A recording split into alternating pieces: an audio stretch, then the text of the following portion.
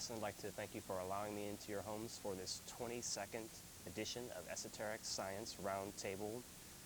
This is a live call-in show, and we will be taking calls at about 40 past the hour to discuss today's topic.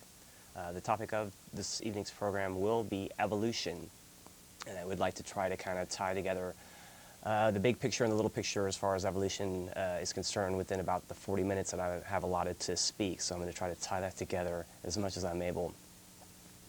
To think about evolution, I want to start from the universal aspect of evolution and break it down to the aspect of man and the lower kingdoms and their evolution and how that ties into the larger picture. Or another way to discuss that or to term that is breaking it down from the macrocosm to the microcosm, from the larger picture down to the smaller picture. And if we think about the idea of evolution, science provides us with a picture of what's termed the Big Bang. As to whether or not that's an accurate presentation, or representation rather, of what initially took place, it provides a pretty good working model that we can use to build an analogy by. And the idea that initially there was nothing, there was latency. There's no activity as we would think of it today. And that initially some impetus, something took place that allowed this explosion, if you will, or this expansion, and at that point, evolution, what we know as evolution, began from that point forward as this universe that we're familiar with, that we exist within, branched itself out and became this immense structure that we know of, and that we also know very little of by the same token through our sciences and through religion and different various means that we have to size up and understand how we did actually originate. Now, once this differentiation, if you will, this explosion or expansion into matter, into a material plane of existence, this universe that we have, took place, there had to be a polar situation. There had to be two opposites that evolved as a result in order for spirit, again in a latent stage, latent, not active, for it to find its way into manifestation, into activity, into what we know as a manifest universe. So a dichotomy or a split evolved as a result, two poles. And we can think of poles as positive or minus, light and dark. There are many that we can consider in that respect. But this had to take place because, again, you can't have light without dark, and vice versa. These two had to exist. They couldn't exist independently of one another. And so from a latent state, matter came forth. It's precipitated or rained down, if you will, if you can follow that analogy. Now, one thing not to try to get too involved in is the idea of a man, if you will, sitting at some place that's creating the universe, that's sitting in some chair somewhere that's saying, you know, come forth universe, and that there's a man behind the whole scene. We have to think about that latent aspect, that true spiritual reservoir from which we all came down into manifestation from, as just latent mind almost, if you will, and not brain either, not a big brain in space either. That's a bit misleading too, but the quality of mind, which is no thing really, but is a thing. It's kind of a paradox there, but that latent aspect of mind had to think.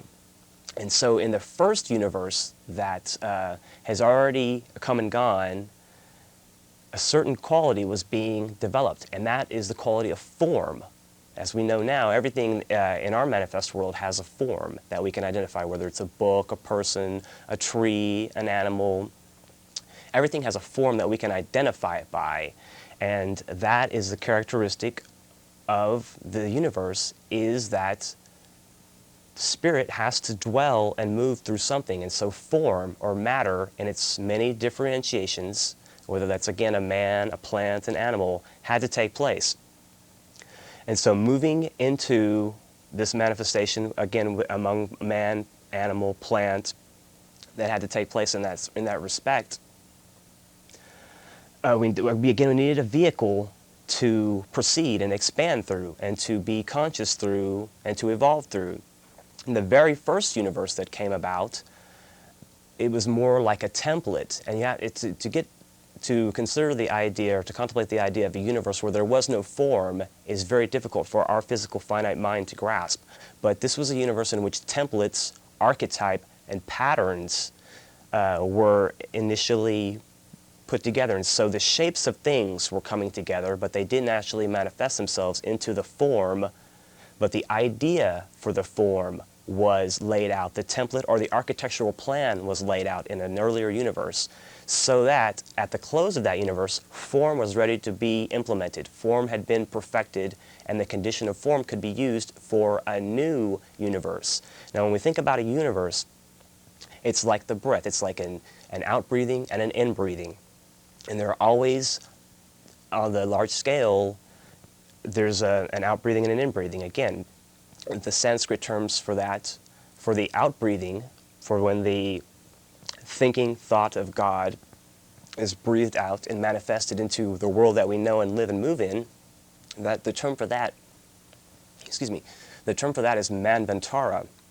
And conversely, when all we know as creation is brought back in, is drawn back in, as the breath is drawn back into the body, the same concept, then, getting back to that state of latency, stillness of non-activity, is called a pralaya.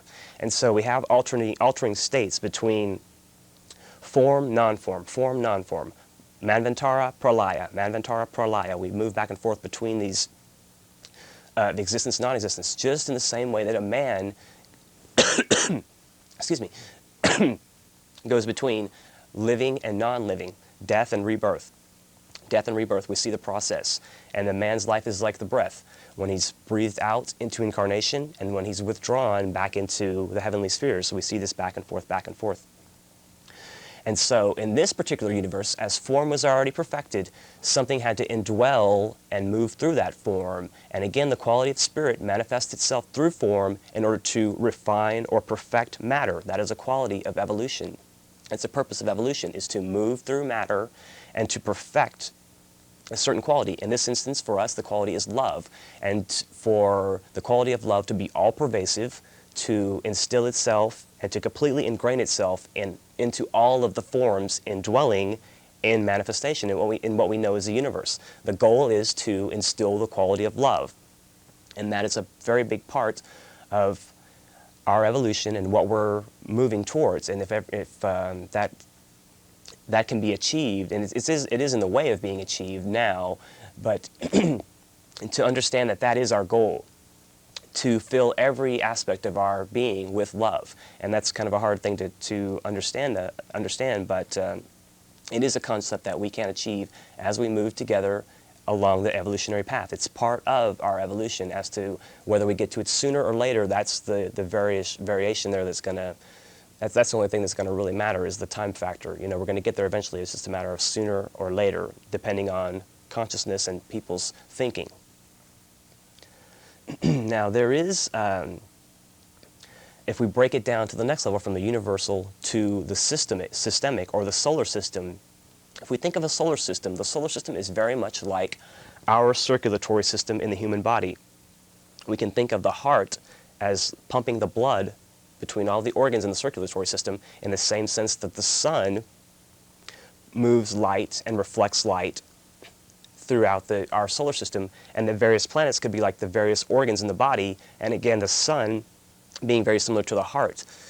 Excuse me. The heart doesn't generate the blood, but it moves through the system. It pumps the blood through the system, in the same sense that the sun moves light through our system. It's very similar in that process.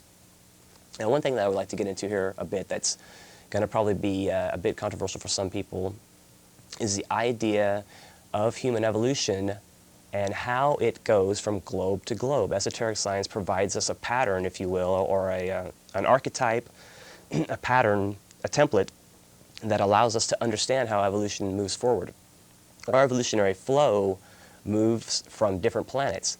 Now, you have to understand what we consider our Earth existence and what we know as humanity now in our 21st century, and what we know as the animal kingdom, plant kingdom, mineral kingdom, all the other kingdoms in nature that we are aware of here, and what we consider form and the vessel that we move in now, it was far different even in the early past of our antiquity on this planet, much less on the previous globes that humanity indwelled and found its way through in this cycle of evolution.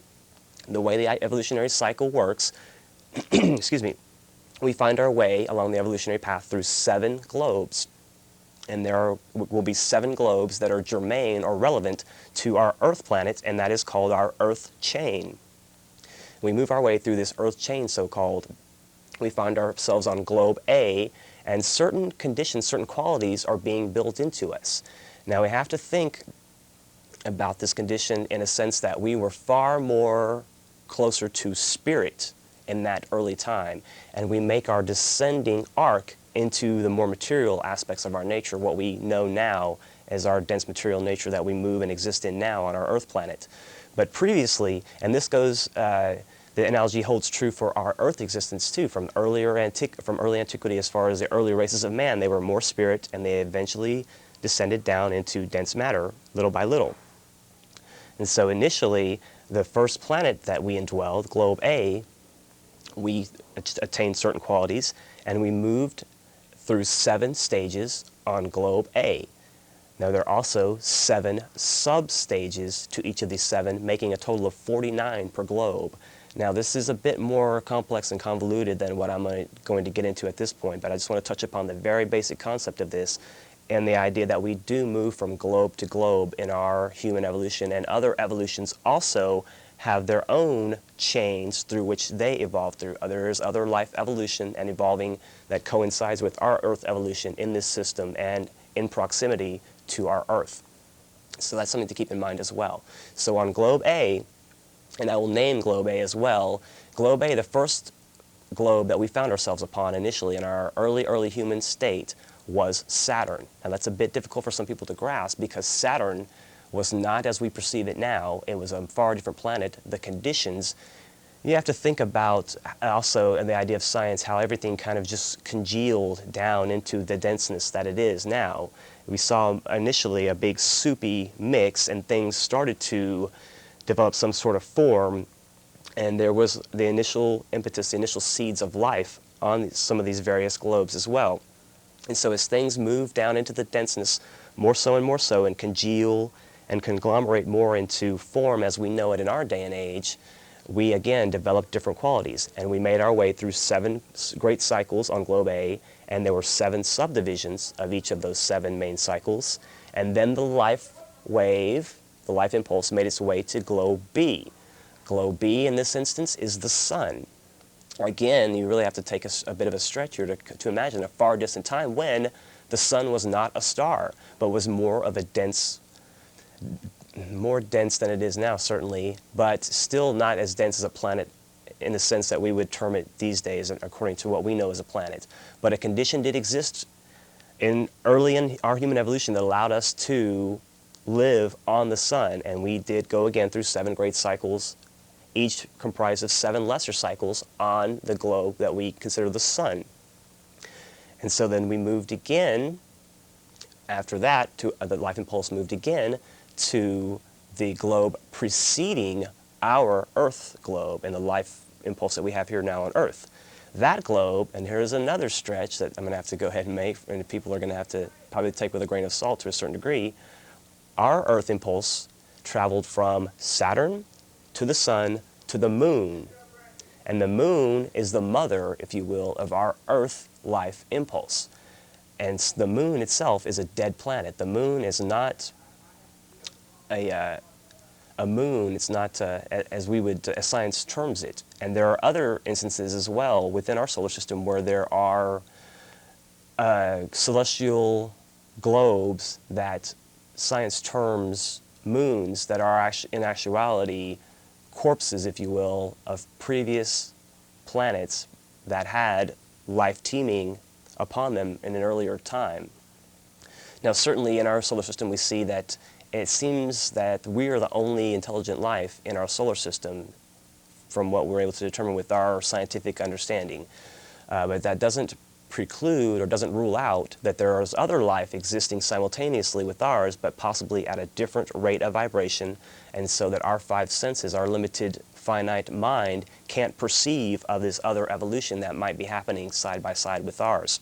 And science does allow for that, and quantum physics does allow for that to a certain degree, in the sense that there are different dimensions. And that ties into the idea of different planes of existence as well. But the idea that we do move through these from globe to globe, and that the impulse that's on our planet Earth was previously on the moon, and we developed the qualities on the moon, 7 great cycles comprised of 7 lesser cycles, making a total of 49. And then the Earth impulse moves, then the life impulse moves to the Earth, and then life springs up here on the Earth. Now, if we take that to our creation story from the great religious books, we find that there are 2 tales of creation. We find there's the initial tale of creation that breaks down and entails all of the myriad manifestations of our planet and the stars, and basically the world that we live and move in, our planet and beyond, was constructed in what's described in the first tale of creation in the Bible and some of the great holy books.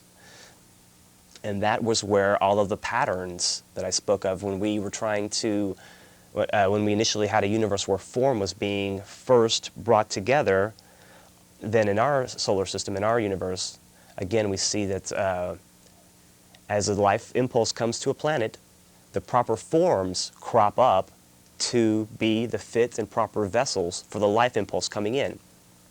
Now, you always have the lesser making way for the greater, and that's basically an esoteric rule that holds steady, is that the highest achieving, those that achieve evolution first, will wait, and they will wait and they'll rest for a longer period than those that are less evolved. The less evolved, those that couldn't quite make the grade as efficiently and as effectively as the higher evolved life impulse, have to stay somewhat behind, as if they were having to stay back another grade almost. If you can look at it that way, as the sense of a school. They had to stay back into first grade for another year longer, or they had to go to summer school, if you will, to make up for what they had missed during the natural evolution of the 7 cycles of the life impulse on the planet. And so this is where you get the idea of the helping spirits and the different entities that are the building entities also that help construct the world in which we live. And so it is built up by virtue of these different entities that bring out all of the myriad and multiple forms of life that we find on just this planet alone. And if somebody can stop to think about that for half a second, all of the different forms of life that have evolved strictly on our planet Earth. It's quite amazing, it's quite overwhelming if you think how many types of bug there are. You know, not just how many types of spider, not how many types of fly, but how many types of bugs there are, insects, you know, six-legged insects. And therefore, you know, and there on and down and on. And also how many types of flowers, not just how many types of a rose are there, how many types of a tulip are there, but we find different colors of different flowers, although it's the same flower. And in humanity as well, it carries over as well. We find humanity being essentially the same, but finding different characteristics as far as color of skin, texture of hair, and things along those lines. And we do find these qualities inherent in humanity that shows a diversity in nature, and it shows how our world was built up in this fashion from these helping entities. And so again, those that are more evolved get to wait a while, they get to have a longer period of rest, and they can make more use of their sojourn in the spiritual world. They can make more use of an afterlife situation than they can in fact physical plane activity, because they are more, in essence, more spiritual by their achievement, and so they're able to stay longer in the spiritual world, get more out of that experience, whereas the lesser evolved have to be in activity more, have to be in school, if you will, more to learn their lessons and get their lessons hammered home, and so that they can have success and they can move on along in the evolutionary ranks as well. And so there is the relation between different globes as well.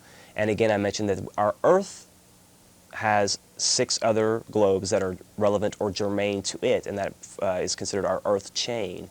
And that follows the life flow from the different globes into our Earth. And then after we finish up on the Earth life here, if we look at our current point of evolution right now, our current evolution is that we are in the fifth subrace of the fifth race. And so we've made some progress, but we've got some time yet to go in the cycles to finish up on our Earth globe before we move on to the next planet. And the next planet that we have lined up to move to is the planet Jupiter. And we have to think also, our physical condition is going to be far removed from what it is today, because we still have to go through evolution on this planet, and our physical form and our structure is going to change to enable us to spring up and have a new form of life on another planet, the next globe in our chain, which again is going to be Jupiter, and which is known esoterically as the planet of beneficent magicians. And that idea of magic comes into play too, that we are more so coming into, there's a magic resurgence, and the idea of magic and mind and using minds to move things and change things is becoming more and more relevant. And we'll see that more so come into the fore as we progress along the way here. Now again, the other story of evolution follows the story of Adam and his evolution, the story of man. Now, if we think about the idea of man existing, man has existed before the Adam man came into being. There were other forms of man far into antiquity that formed, and there were three great periods that passed, well, 2.5 actually. During the third great period, the Lemurian epoch, is when we became self-conscious or individualized, and the legends that you find in the religious texts that talk about the origin of man, those come into play as a result of that symbolism. And so man came into being, man became self-conscious, individualized during that time. And esoteric science gives that date to be about 18 million years ago that man first became self-conscious. But we have to also consider, we weren't like we are now. Man back then, for all intents and purposes, was a huge gelatinous sort of glob that wasn't very firm and rigid and dense as we are now, because we hadn't reached down to that dense point of matter that we're affiliated with now. We were much more spiritual back then, and so our vehicles, our vessels reflected being more spirit, if you will, and less matter. The proportion, the ratio of spirit to matter was greater, so that spirit predominated and matter was less. And so as we made our way down the evolutionary chain, we became denser and more compact and more materialized. But initially we were more spirit.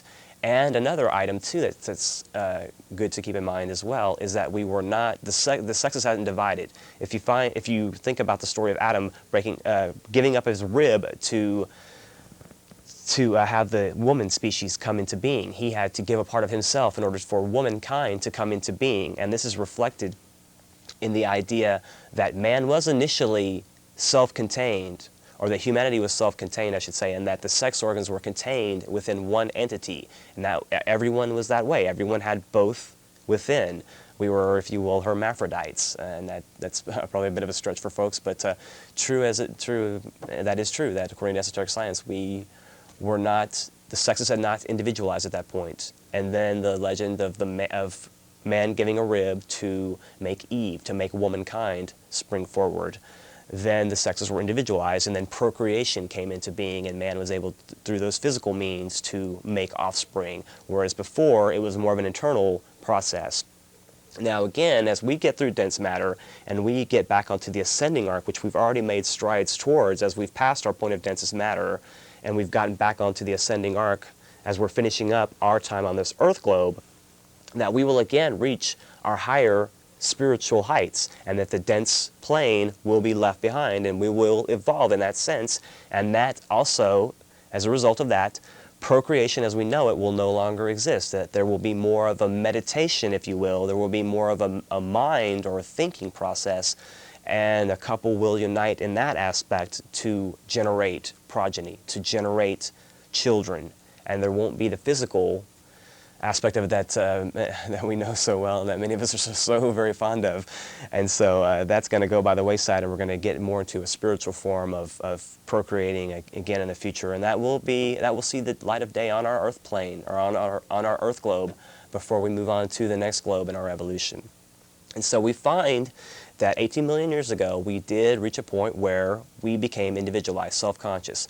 And that is also the time when the so-called Luciferic influence came into play, and separation came into being.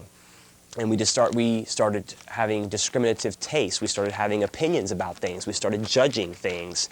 And that is all part of us being individualized and saying me, and not us, us, us. And that is, again, part of our evolution.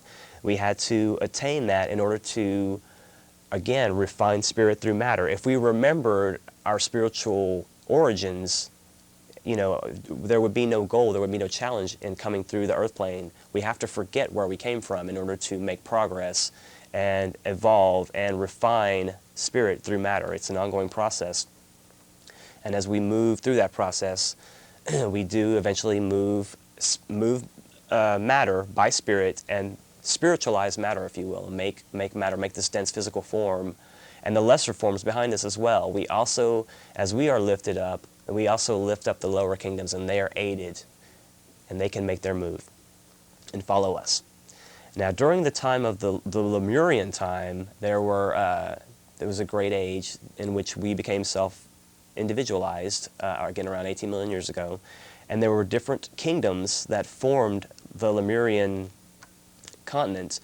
Some of those are Oz, Og, and Mu, and those may be familiar to some folks. And then as the Lemurian age folded and that landmass subsided beneath the ocean, very much in the same sense Atlantis did, you also find that the periods don't end abruptly, they subside, they cross over, so that while we had Lemuria, we also had Atlantis cropping up at the same time, and that their evolution did fold over for a while and carry over from one to the next, in which they both existed during the later days of Lemuria.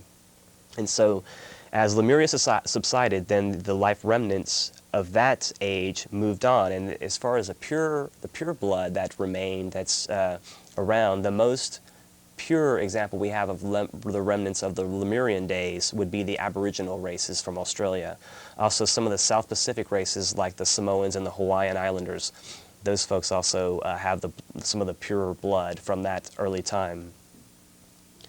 Then it was right and proper at that time for mankind to spread out and to inhabit other parts of the globe by cyclic necessity. That's all part of our evolution, that there is a divinely inspired evolution, that we move according to the pattern or template set up by God, by a thought process, and that we follow that thought. Energy follows thought, and we in turn, in our physical form, we have an impulse to follow the creationary process of God. And so that is our evolutionary process as well, to see how we fit, to move in and to fit into that process. And so the next wave of our Earth impulse moved to what we know as the Atlantean continent, the continent of Atlantis, and we went again through 7 cycles, or if you will, 7 sub-races of the Atlantean race. And they were the Romahal, the Tlavatli, the Toltec, the Turanian, the Semitic, the Akkadian, and the Mongolian.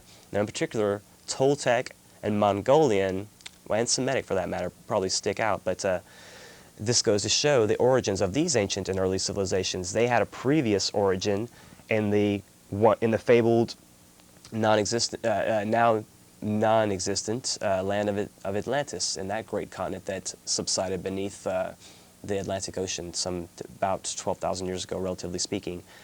And the remnants, again, the Toltecs and the Mongolians, we find the races that propped up in Central America, South America, our American Indians, the red-skinned people.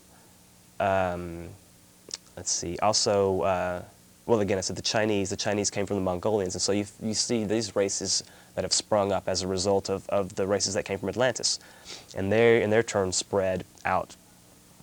Now, from the Semitic race, which is the 5th subrace, from the 5th subrace of the Atlantean race, we have drawn the stock, if you will, for our 5th race, our Aryan race, which we are currently in. And again, as I pointed out earlier, we're in the 5th subrace of the 5th race, which is the Anglo-Saxon dominated time.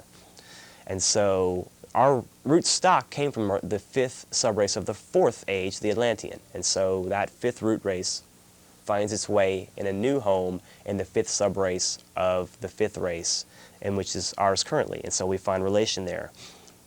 The Semitic root origin or seed also brings us the black races and the white races. And some might find irony in that as well, that the black races and the white races both come from this later seed stock. Many people give much more antiquity to the black races as far as being the early origins with the Leakeys and some of the discoveries in Africa. But in actuality, another controversial point I'm going to bring up here is the fact that the primates and some of the early anthropological discoveries that have been fit into our current Darwinian evolutionary theory are part of the Atlantean days, or part of the process from the days of Atlantis, when there were earlier forms of life that sprang up. There was a time during the Atlantean day where evolution, well, there was a point where one could become human, and then the point was cut off. There was a cycle where individual souls could, excuse me, not individual souls, but souls could become individualized and could therefore be human. And there again was a cutoff point during a time in Atlantis. And so, that being the case, there was a time when humanity could procreate with animals. And that did take place far, far in antiquity, and races did spring up as a result of that union.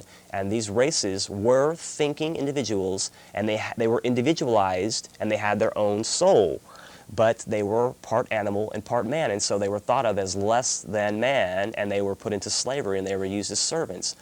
Fancy that notion. You know, we never have really lost that, and you can see its origins go way, way back into antiquity. And so these half man, half animals, at that point when the evolutionary point of individualization stopped, and there was a gap, a stopgap sort of situation where you couldn't become human after a certain time, all those leftover half man, half animals couldn't evolve further in the human aspect. They had to evolve in the animal kingdoms, and so they therefore degraded down into what we know as the primates.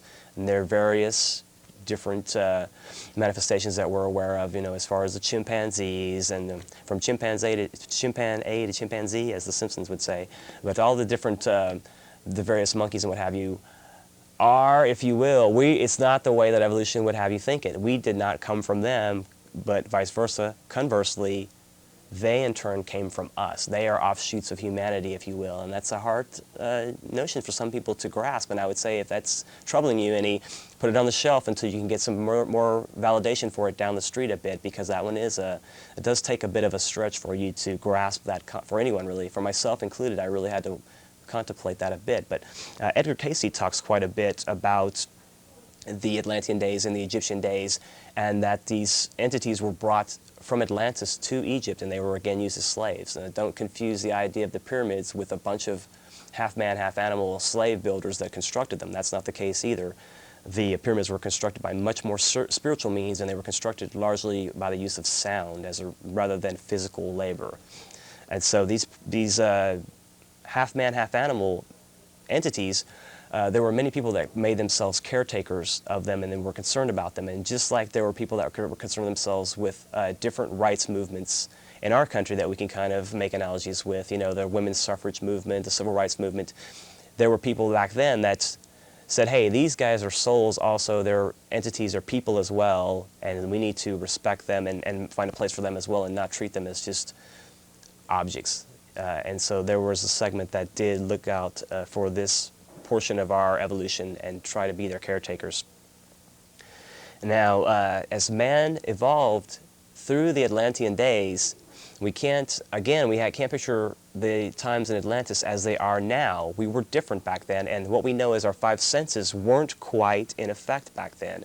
We were still more spirit than matter, and so by virtue of that, when we thought of a tree, what was a tree, what emanated from a tree that is a tree, if you will, we could acknowledge that, we could recognize that, we could sense that that was a tree. We could sense, oh, this is food. We could sense this is edible, this is not. And that goes into play as to how we determined what foods would be edible and what foods would not be edible early on in our in our days as far as determining those sort of things.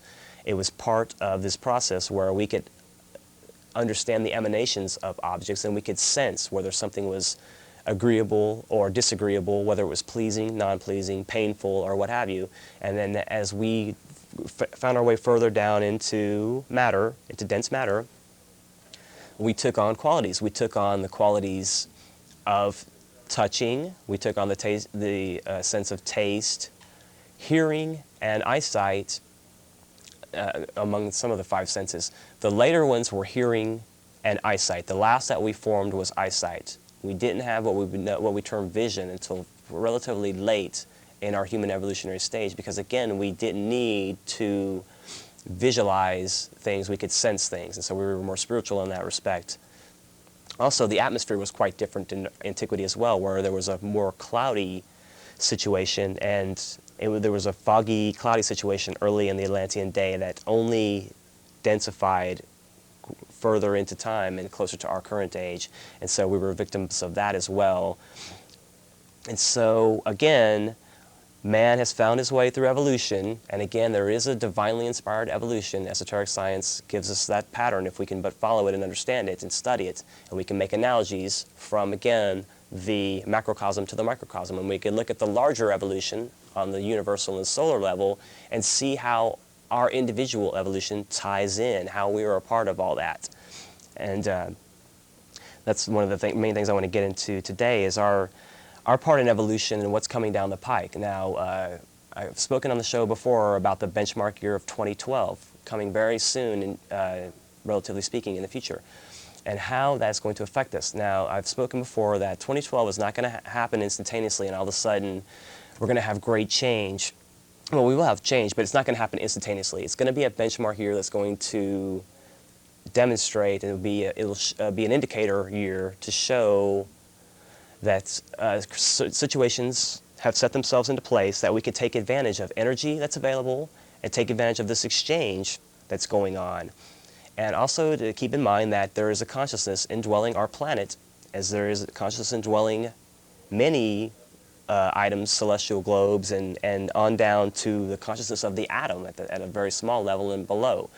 The consciousness exists at many levels, and the consciousness of our planet Earth, that individual has a name, Sanat Kumara, and that individual is moving forward in his evolution, and we are part of that, but we also are being swept along with it somewhat, whether we like it or not. So our individual moves play in with that, and the collective public consciousness and mass humanity's thinking process plays into how that process moves forward, whether it's a slow one or a fast one. But ultimately, we are going to move forward in our Earth evolution, and the consciousness that indwells our planet will go through a test or trial, or what I use often on this show, the term initiation. And so we can complement that initiation or we can hinder it, depending on our motives and our moves, whether we want to be more spiritually inclined or more negatively inclined. It's really our choice.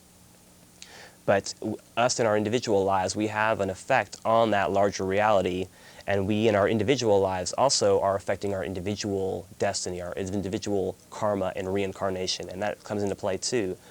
That we do find our way onto the earth plane multiple times as we are trying to evolve and perfect the quality of love. That is again the key, to refine matter and to instill and reflect the quality of love in all of our activities, in our thinking, into the fullest expression that we can. If we can bring love into being, that is the goal of our creation, of our evolution. And that the better we can do that, the more effectively we can do that, the less we have of karma, the less we have to pay karma, the less trips we make back to the earth plane, and the more we can move on to our heavenly reward, and the more we can move on to inclusive service. We can be more effective and helpful and potent servers of the race as we help ourselves to evolve and try to make ourselves more perfect. As it says in the Bible, be ye therefore perfect, even as your Father in heaven is perfect. And that, again, is part of the goal of our evolution. It is about 40 past the hour, so I wouldn't mind taking a few calls here if some folks would like to call in and comment on the idea of evolution. I know I've tried to cram quite a bit into a short amount of time, from the universal to the solar and to individual man, and how all that ties in. Again, we have to look at evolution as not really a race so much, because even though there are different varying rungs of evolution, and some people may be seemingly higher evolved than others, it's all relative, really. You know, we're all part of the big race, and anybody that's truly making any progress or that's truly making some evolution in this whole shooting match in this process is not going to be able to make a lot of progress without, at some point, looking back on their fellow man and trying to offer a hand up, a help up. And that's part and parcel of evolution, that we, by virtue of our conquering, our victories that we've won, we bring the lesser travelers along with us. We carve the path further and further for them, and make a path for them so that they can come in and they can make use of what we're trying to offer for them. And again, this evolutionary process, it happens at many levels. It's an ongoing process. And humanity has a vital role, and we have free will, and so we are making evolution by our actions. I will go ahead and take a call and see what's going on this evening. Hello, caller, you're on the air. Hello? Hi, how are you? Go ahead. Hey, man, I think that's really cool what you're doing, but a lot of people are really ignorant, though.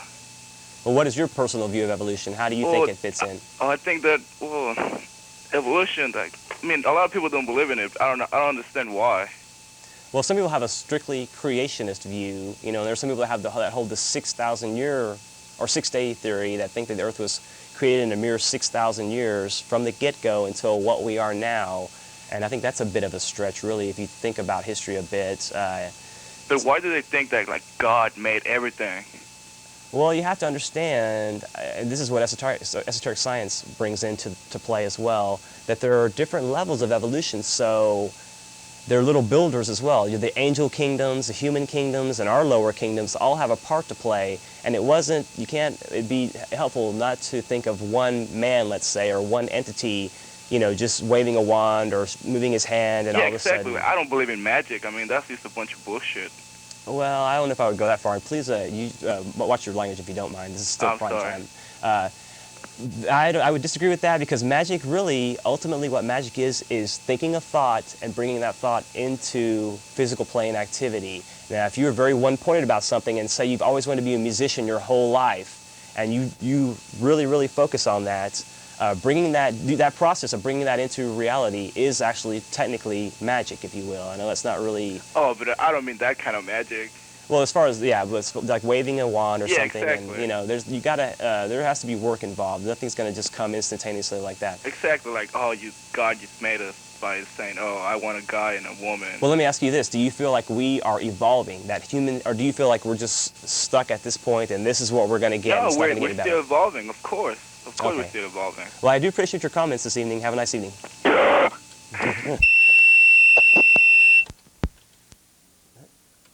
Hello, caller. You're on the air. Hello, caller. Hello? Go ahead. Hey, this is a little bit off the subject, but you were talking earlier about the way the pyramids were built with sound. Yes. And would you say something like it's more like vibration instead of sound? Well, the way I understand it is that the types of magic that were going on, and again, the other caller, we have a little bit of a different idea as to what you might perceive of as magic. But there was a process that was used, and this is my understanding, and again, it's not scientifically documented necessarily, but that those huge, immense blocks, those multi-ton blocks, we can't recreate them. We cannot, by using leverage, by using pulleys, and by using physical means, we can't recreate the pyramids. They had to have been devised in another way. And some of those immense 100-ton blocks cannot be lifted up at that high, and at that particular angle. It's physically really impossible, so they had to be placed in some sort of way. Yeah. And so that's why I think that they were strategically placed by this method, that they were, if you will, levitated. And vibration, yes, you can use that term, maybe just a mass sound that was employed to move and to put into place these huge stones. That's the way I tend to look at it. Do you think that, I'm sure you've heard of, there's this guy back in Florida who moved stones in like early Freemasonry and that sort of thing. They call it ionic propulsion. Have you ever heard of anything like that? Not off the top of my head, no. Okay. Well, there's this little garden in Florida. just to mention about that they move stones. This guy moved stones, and they think it was the same method by which the Egyptians did. You might check it out sometime. All right. I don't remember his name, though. It does sound vaguely familiar now that you're mentioning the garden. That sounds a bit familiar to me. And I think I have heard of somebody really moving large amounts of mass with some means of, again, leverage or some method. Yeah. Was it a sound method per se? No. What was that? Was it a sound, using sound per se that this guy does this, or Well, another yeah, means? it was a type of vibration, and it was sort of like electromagnetic or anti-gravity, or that type of technology that we So have. creating non-resistance in order to be able to move something without Right. resistance, probably. Sort of setting up a matrix of that sort of energy, and then moving the rock, or something like that. Anyway, I just wondered if you heard of that, but I really enjoy your show. Hey, thanks a lot. You bet. Have a Thanks. nice evening. Take care. Hello, caller. Hello? Hi, how are you? Go ahead. Yes. Guy's gone. Let's try someone else. Hello, caller. Hello? Hi, you're on the air. Hi, I really enjoy your show and everything. Yes? I'm just a little bit confused about when you said that people could procreate with animals. Well, according to esoteric science, the tradition from a long time ago is that there was a point where the lines weren't so drawn as they are now, and there was a point where mankind back then, because you have to think too, we were very different physically than we are now. We're talking, 50,000 years ago or better, and there aren't really a lot of records or even fossils that exist of that time that science is willing to bring out. And so that being the case, esoteric science does say that there was a time when we did have sex, if you will, with animals, and that as a result, the offspring were half man, half animal, and they could talk, they could communicate, they could think, and they had souls, like we have souls. Now, not like an animal, because an animal has a group soul. The more highly individualized an animal becomes, it develops eventually its own individual soul. That's a whole other topic that kind of takes things away too, but animals have a group soul, and then these half man, half animals from a long time ago had an individual soul, a human soul. And so there were people that sought out to be caretakers for them, and then there got to be a point where evolution cut off and those races degraded. They couldn't become more human, so they stayed in the animal pool, and they took part of that evolution, and that's what we know as the primates, the monkeys and what have you. I know that's a bit of a stretch, but that's where esoteric science comes from. It runs converse to what is taught, that we come from monkeys, that the theory of evolution that you know from science. So I don't really buy that one. I think that it was the other way around. I think I might have misunderstood you, because I heard you say something about the black race and the white race coming from the same seed. According to esoteric science, true enough, that is true. There was a particular root race, if you will, of the Atlantean race that moved out, and the offspring that came from that strain of Atlantean blood became both the black and white races. Now, that might be a bit of a controversial statement as well, because but again... you're not trying to say that black people are part animal. Absolutely not. No, please okay. don't, by no means, don't draw that inference, because that's by no means, no. Because think about evolution. Some of the greatest contributions that we have come through black folks. And they have made evolutionary strides that are very, very remarkable. If you think about how fast black folks evolved from the time that they were in captivity and slavery, brought to the New World, until how they've come and they've, in many respects, made their own mark through music, entertainment, sports. And I don't mean to harp on those, because obviously there's your great scientists, George Washington Carver, your Martin Luther Kings. You have great statesmen, great humanitarians as well. So please don't make that misconception. No, I'm not trying to say that by any means. Human is human. So that's that. Those didn't evolve in that sense. The animal races that I'm discussing went down. They didn't come up with the rest of humanity. And so there's a mark there where black, white, Asian, what have you, is here, and animal evolution is here. So please don't confuse that. Oh, okay. Thank you. Thank you. Have a nice evening. I would like to quickly mention, if I can bring this in here quickly, this is something that the Reality Expander guys are bringing forward. Let me get my hands out of here, try to get a better shot of that.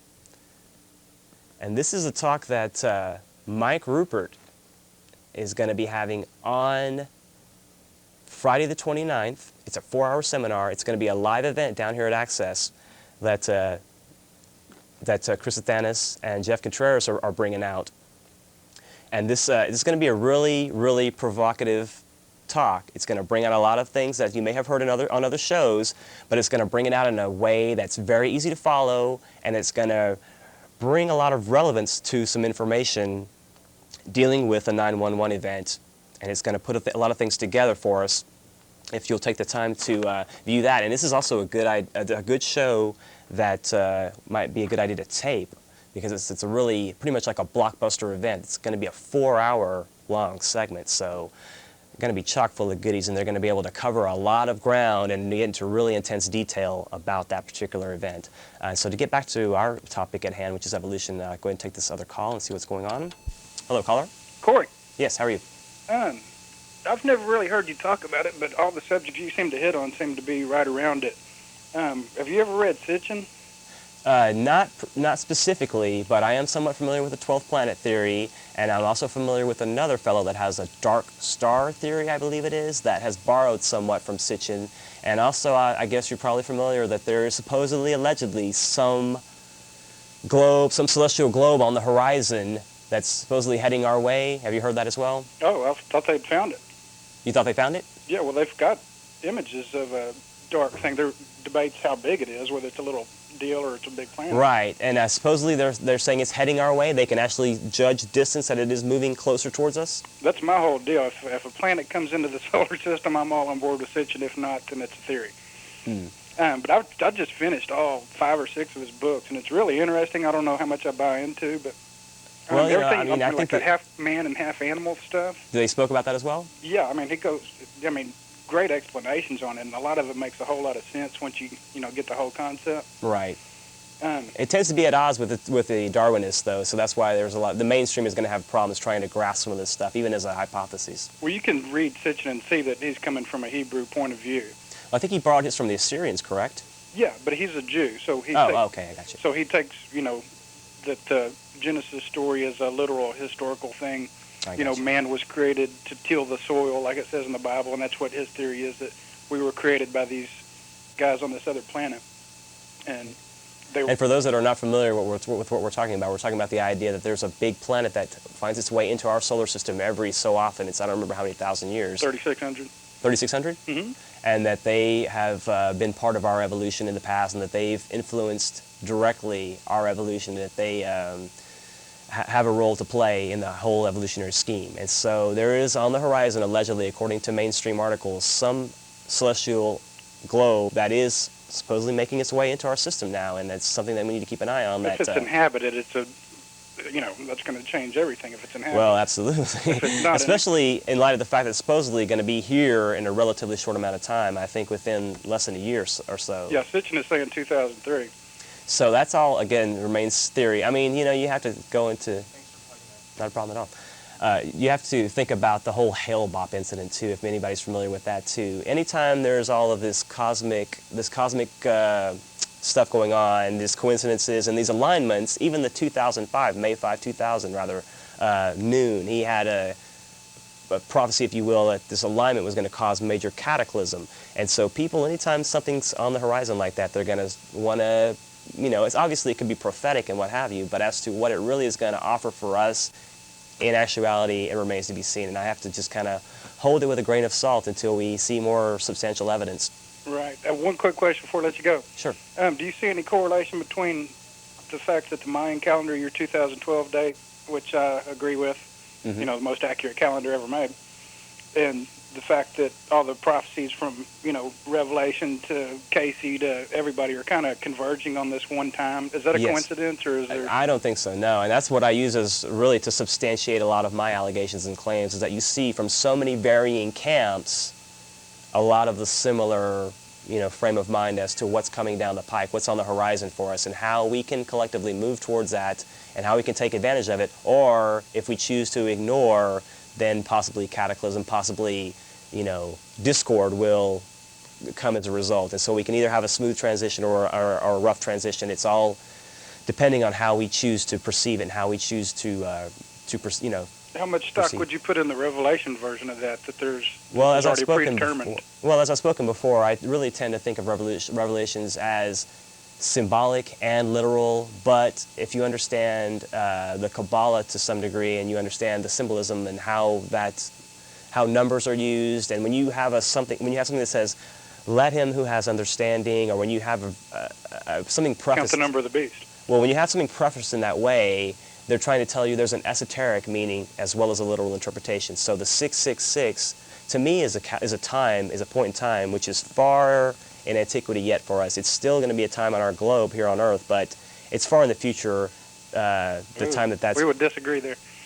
Well, possibly so. But I do see that the so-called, my feeling is that those that are in power are trying to bring home to roost a literal interpretation of Revelations to achieve their own ends, which is to enslave and enfrighten us. And so I see that being the case.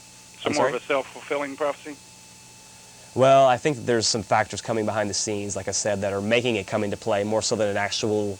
Although, I have said before, prophecy has come true from the Bible in many instances, so I can't completely wash that off. But again, to take it as strictly literal, I think you're going to have pitfalls there. To take it as strictly symbolic as well has its shortcomings. Thank you for your call. Have a nice evening. All right. I'm trying to grab one more quick call. Hello, caller. Hello? Hi, how are you? I'm pretty good. I've got a question. I kind of jumped into your program about an hour ago, but where are you getting all the information on human evolution? Because all the scientific evidence we have now kind of contradicts all that you're saying. Absolutely. But science is coming around more so, and I think you will find in the future that science is going to more so acknowledge what I'm discussing here, very much so. But I'm bringing it from the old religious documents, and those were brought and compiled and kind of cataloged through various organizations, in particular the Theosophical Society that came up in the late 1800s, courtesy of a woman named Helena Blavatsky. She wrote 2 books in particular that go into this subject in such great detail that if you're up for the challenge, I would say look into a book called The Secret Doctrine by Helena Blavatsky or Isis Unveiled. They're both 2-volume. In one instance, the Secret Doctrine has a 3-volume edition. But they're massive, and they go into anthropology or anthropogenesis, cosmogony, theology, and philosophy, and they cover it ad nauseum through various societies, cultures throughout antiquity, and they really she really ties it together in such a great way. I really can't even, to touch on it in an hour is impossible, but I just wanted to kind of give a few general indicators. But I do appreciate your call. Thank you. Have a nice evening. Okay, I'll try to get this other call in quickly. Hello, caller? Hello? Hi, can you make this very brief and speak up? Excuse me? Could you make this very brief and please speak up? Hey, what's up, Mom? How are you? No, not you. Who? Oh? All right, brother. Have a nice evening. We'll let you go.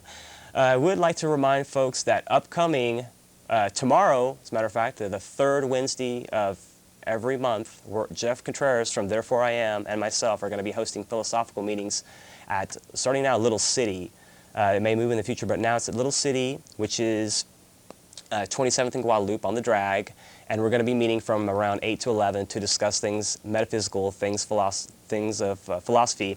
And it's not going to be a highbrow event or anything like that. It's going to be a pretty low-key affair. It should be a fun event. It should be pretty, just fun, low-key. Everybody has a philosophy, whether, whatever you do, everyone has a philosophy. So don't be intimidated. Anyone that's ever called into our show, or that's ever called into Jeff's show, you're more than welcome, so please come on down and check it out. I'd like to thank Chris, my producer, for commanding the helm of the Starship Esoterica. I'd like to encourage all of you to stay tuned for Chris Atlantis coming up next with the Reality Expander TV show.